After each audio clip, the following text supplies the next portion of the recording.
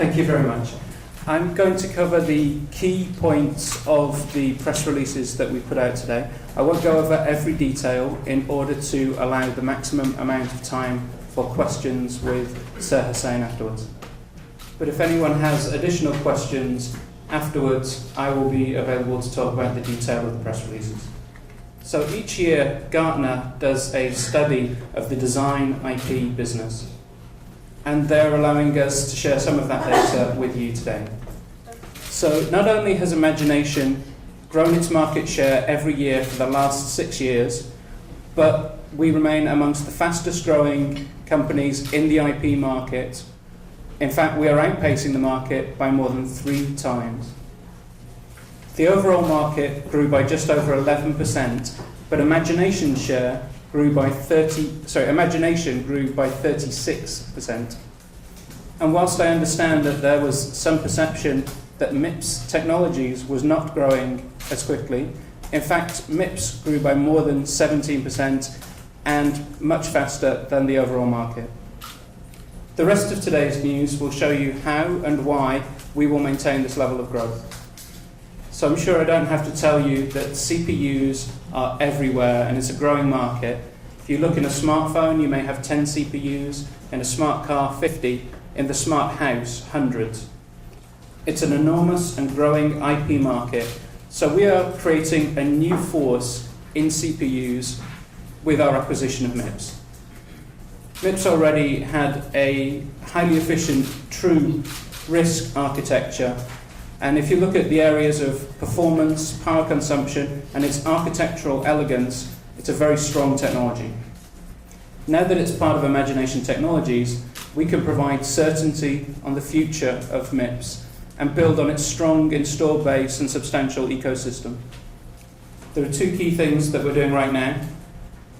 The first is to start by renewing the current MIPS cores. So Microactive gets a new release with floating point support. For Interactive, there is a new, very small footprint, single core version. So there are single, dual, and quad core configurations, all with multi-threading and optional floating point. And by removing the extra logic required for multi-core support, we can provide a very, very efficient solution for the single core version which we're announcing today. Proactive, our high-end Android platform, is now shipping in single to 6 core versions, again with optional hardware floating point. We're also announcing the next stage of the MIPS CPU roadmap, MIPS Series 5 Warrior family.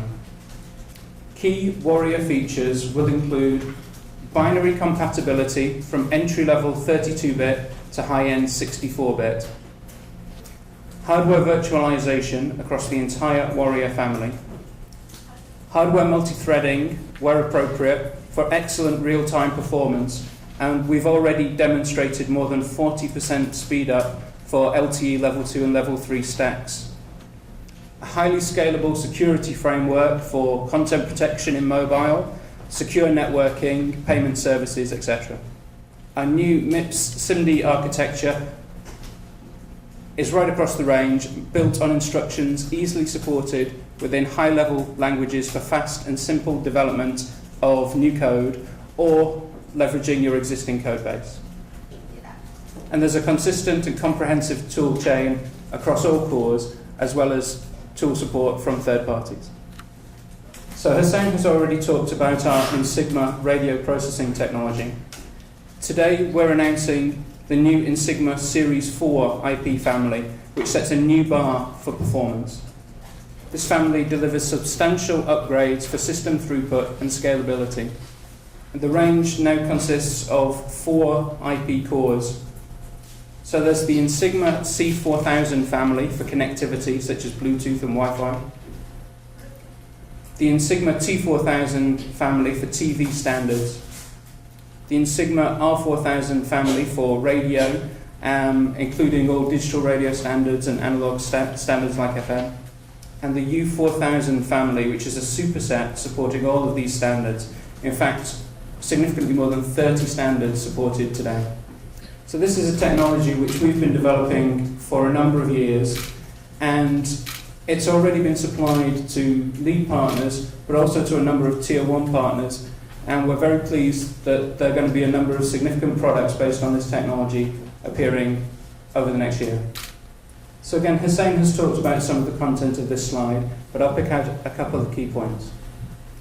We're very well known as a leader for GPU, but not everyone knows that in fact we've shipped over 600 million units of our video technology as well.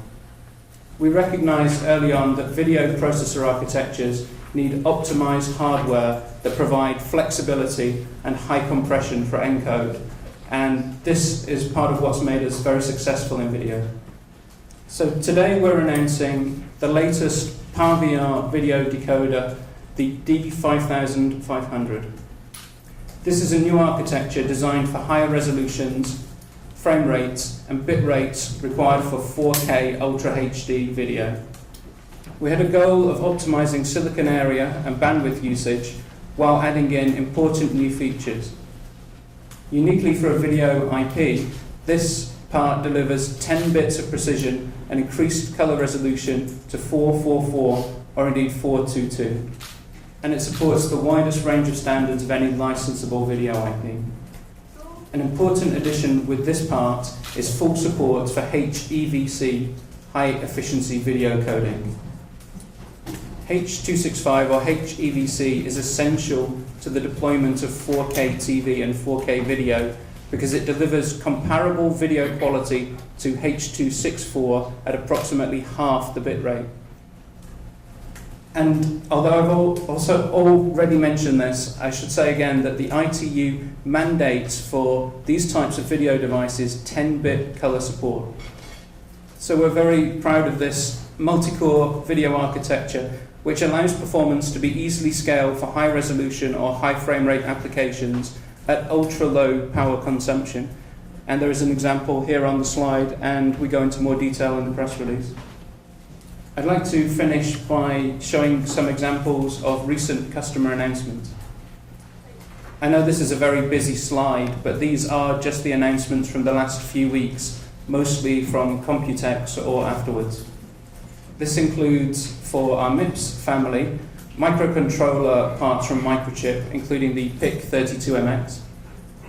At the higher end for MIPS, the Cavium Opteon 3, a 64-bit advanced processor for network infrastructure, and the high-performance Broadcom XLP 900, which can deliver over a terabit per second performance. There's a range of Broadcom connected home processors from the low to mid-end, 3G and 4G security gateway devices from Navales, and VDSL gateway devices from Lantic. In the area of our PowerVR graphics technology, we've seen new application processors for the mass market from MediaTek and Rockchip. And just starting to ship, including our video encode and decode technologies, is Clover Trail Plus from Intel.